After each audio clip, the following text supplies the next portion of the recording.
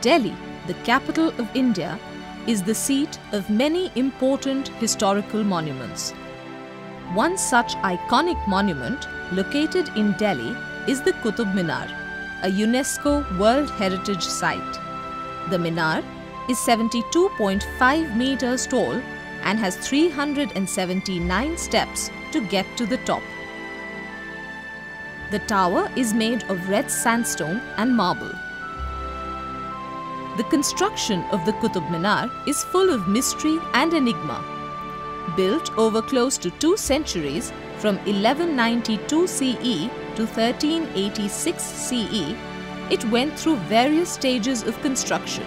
Intended to celebrate the victory of Muhammad Ghori over Prithviraj Chauhan, Qutbuddin Aibak started its construction, but only the base of the tower was completed during his lifetime. Later, Qutbuddin Aibak's son-in-law, Iltutmish, added 3 more levels to the tower during his reign. The Qutb Minar got its 5th and final floor from Firoz Shah Tughlaq, a ruler of the Tughlaq dynasty. Quwwatul Islam is another structure built by Qutbuddin Aibak, which literally translates to the might of Islam. It is also known by the names Qutb Mosque and the Great Mosque of Delhi. Its construction started simultaneously with that of the Qutb Minar. The mosque is in ruins today, but its stylized pillars, geometric patterns, floral themes and inscriptions display its bygone glory.